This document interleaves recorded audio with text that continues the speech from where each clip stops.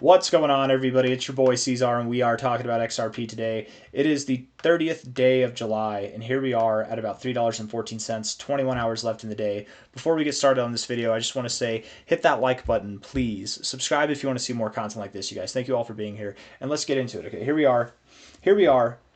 Still in this area for about a week now at this like $3.14 area, consolidating. I very much think that this is an opportunity, a golden moment for anybody who wants to invest in XRP. I mean, imagine here, right? This was your high. For months, you had this whole opportunity to buy, and the amount of FOMO that set in, it really didn't set in until we were at the highs here, right? That's when everybody started talking about XRP. XRP was trending on YouTube searches, Google searches. Everybody wants to talk about XRP when it's at the highs, right? And now it's dropped down, of course.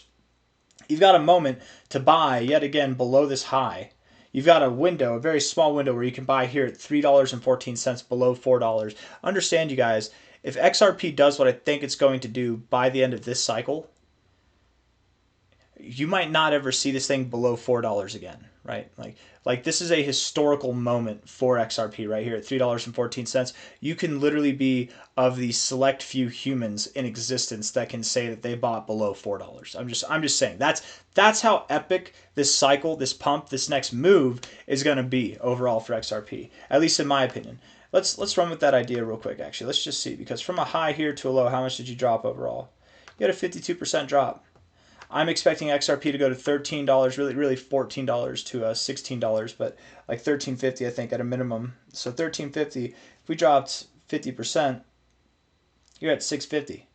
You drop 60%, you're above $5. So I'm just not only is this an opportunity to buy below $4, but even below $5 is a gift. Do you understand what I'm saying? Like, and then yes, this does account for end of cycle. When we go to the end of the cycle, you guys, if you didn't catch my last video, watch my most recent video on XRP. You can find it on my YouTube channel. I'm not going to post a link. Maybe I will in the comments if I remember, but I'm bad about that. You'll just have to find it. It's I think it's like my recent XRP video. Just type in C-Zar Gets Crypto XRP. You'll probably see it's the most recent one, where we talk about going to $70 to $40 by the end of this cycle.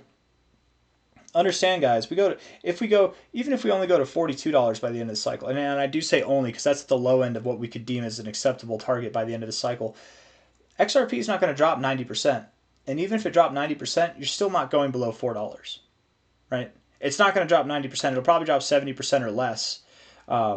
And I'm just saying, man, this is truly a blessing right now to buy. This is that all aboard, last call kind of moment before we really do take off. And you don't oftentimes get these kind of moments, right? This is not something that happens. If XRP breaks out, this is what it does. You don't get a last call moment.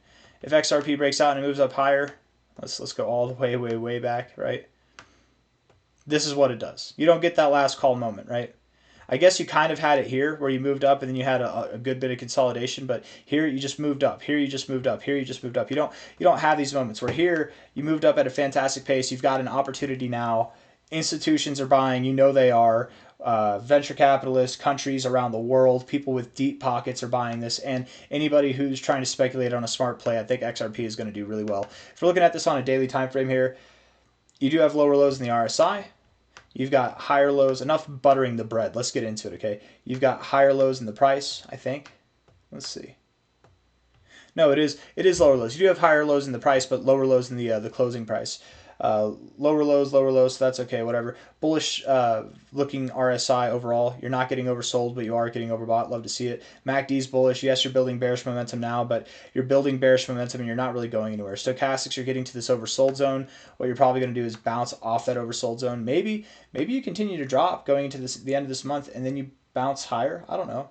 You don't need to hit the oversold zone to bounce on the stochastics, but normally you would, right? Like here, you didn't find support above the oversold zone. You found it at the oversold zone. Here, all these times, it was in the oversold zone, not above the oversold zone. So maybe today closes red and then tomorrow we pump. I don't know.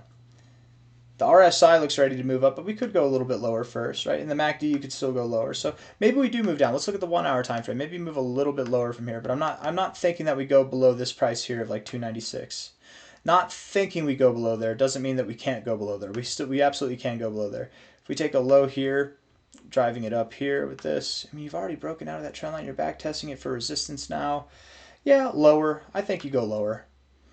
I would think something between about $3.04 and $2.95. Okay, something in that area there. Low here to a high there.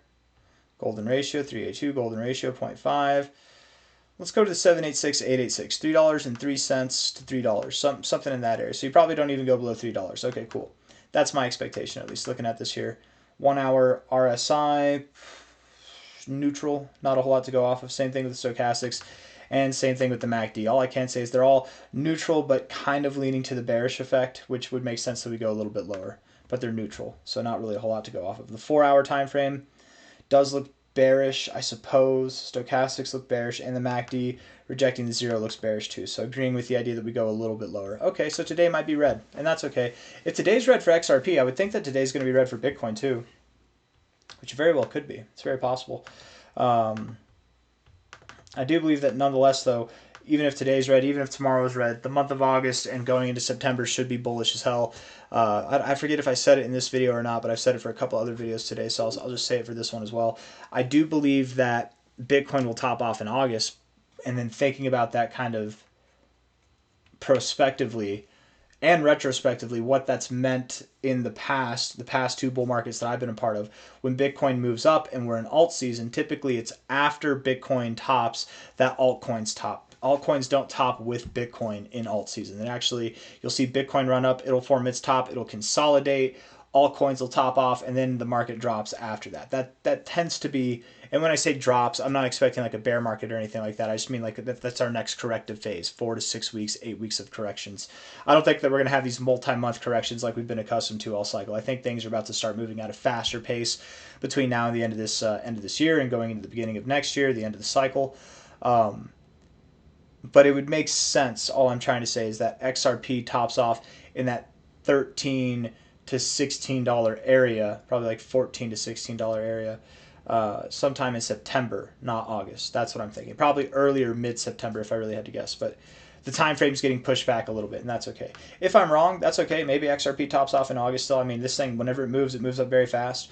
But again, that target area, regardless of the time frame, the target area is still the same, being at that like 1350 to 16 something. What would it be? What was it, like 6? We'll just call it 16 for fun.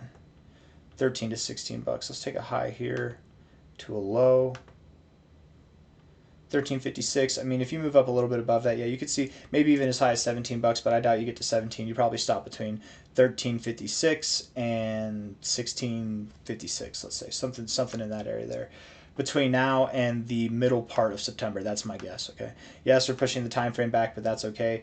We've pushed the time frame back before, right? It wouldn't be the first time we've pushed the time frame back. It's still happened. We're still moving up. We're still seeing new all-time highs.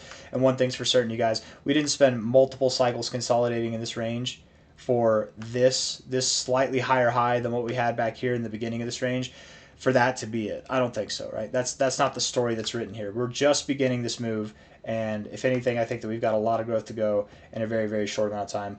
I've got nothing else for you guys. I hope you enjoyed the video. If you did, hit the like button. Subscribe if you want to see more content like this. Thank you all for being here. I'll see you on the next one. Take care of yourselves. Bye-bye.